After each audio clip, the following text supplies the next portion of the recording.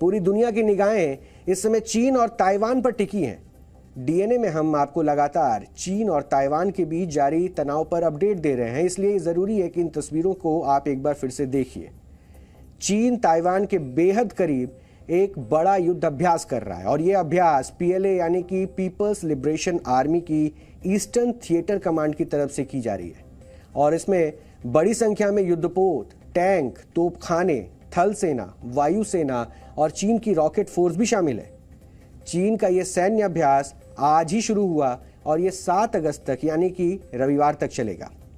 कल यानी बुधवार को ही अमेरिकी संसद के हाउस ऑफ रिप्रेजेंटेटिव की स्पीकर नैन्सी पेलोसी ताइवान से निकली थी और वो चीन की धमकियों के बावजूद मंगलवार की रात ताइपे पहुंची थी और उन्होंने तकरीबन 19 घंटे वहां गुजारे थे और चीन ने ताइवान के साथ अमेरिका को भी इसका अंजाम भुगतने की चेतावनी दी थी।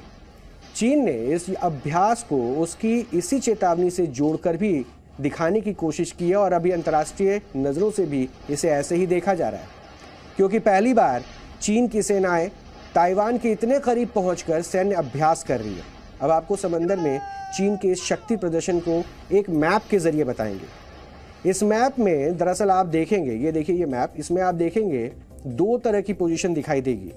पहली पोजीशन वो है जहां चीन ने वर्ष 1995 में सैन्य अभ्यास किया था। उस वक्त चीन के जहाज ताइवान की सीमा से करीब 100 किलोमीटर दूर थे, जबकि दूसरी पोजीशन आज की ही है जहां उसके जहाज ताइवान से सिर्फ 16 किलोमीटर ही दूर है। कई जगहों पर तो वो ताइवान की समुद्री सीमा के अंदर भी घुस चुके हैं। यानी चीन का संदेश साफ है कि वो ताइवान की सीमा का और उसकी अखंडता, संप्रभुता का सम्मान नहीं करता। अब आपको मैप पर आप चीन के जंगी जहाज़ों की स्थितियां भी देख सकते हैं और उसको भी आपको देखना चाहिए।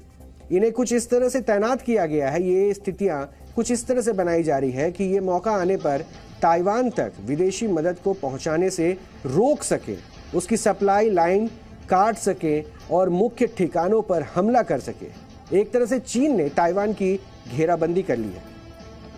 यहाँ आपको ये भी समझ लेना चाहिए कि चीन ने ये सैन्य अभ्यास असली हथियारों और गोला बारूद के साथ करना शुरू किया है और इसलिए उसने इसे लाइव फायर ड्रिल का भी नाम दिया है।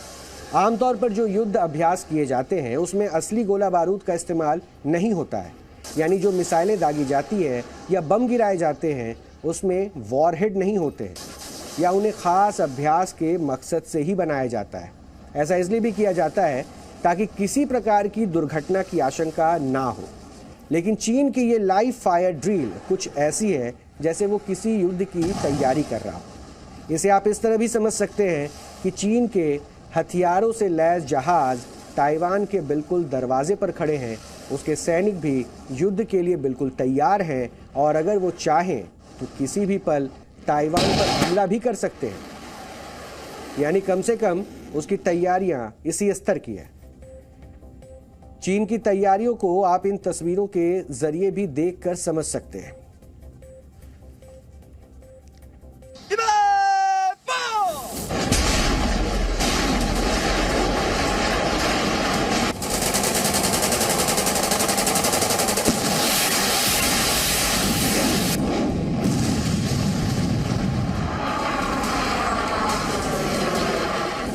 演训活动是维护国家主权和领土完整的必要和正当的举措，是反制台独分裂势力和外部势力干涉的必要和正当的举措。中方有关部门已经事先发布安全提醒和航行警告，中方有关做法符合国际法。此次实弹射击与之前相比，声音和烟土更大，在连续射击后，战斗室内充满烟雾。我国政府我们会更坚定的来捍卫我国的国家主权以及领土的完整。对于当前的情势，我国的政府我们除了会积极的来强化自我的防卫的能力，我们同时也会跟美国等理念相近的国家来保持密切的联系跟协调。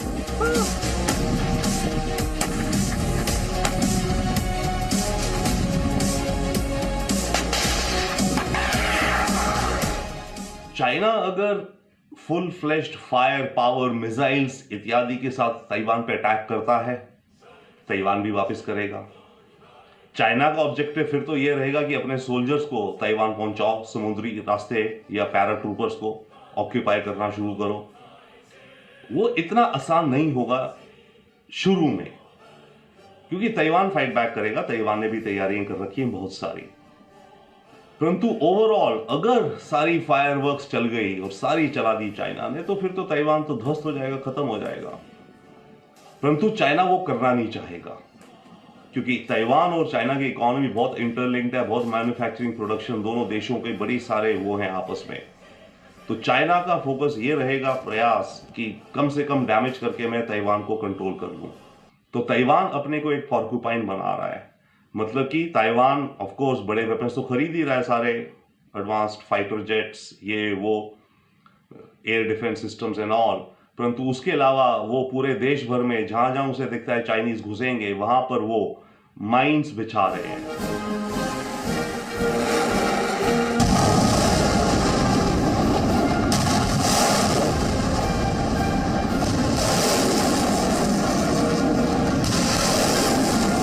चीन ताइवान के बॉर्डर के पास ये जो सारा आज ड्रामा कर रहा है नैन्सी पेलोसी के जाने के बाद, ये सिर्फ एक दिखावा है और ये दर्शाना चाहता है अमेरिका को, ताइवान को और बाकी दुनिया को कि वो जब चाहे वो ताइवान के ऊपर हमला करेगा और ताइवान को उसी तरीके से कब्जा कर लेगा जिस तरीके से रशिया ने यूक्रेन में किया है। बट यूक्रेन और ताइवान के बीच की जो एक मैं कहूँगा जो बड़ा फर्क है वो ये है कि यूक्रेन के अंदर अमेरिका ने और नाटो देशों ने डायरेक्टली इंटरवीन नहीं किया, पर ताइवान के लिए अमेरिका और नाटो देश और साथ में जापान जो है वो पूरा प्रतिबद्ध है कि वो इसके अंदर पूरा का पूरा जो है दखल अंदाजी करेंगे और अपनी पूरी माइट के साथ करेंगे। चीन के लिए बहुत मुश्किल होगा इसको संभालना कि अगर उसने ताइवान के ऊपर कोई उसने हमला किया तो फिर अमेरिका का डायरेक्ट इंटरवेंशन और जापान का डायरेक्ट इंटरवेंशन चीन के लिए मुसीबतें खड़ी करेगा।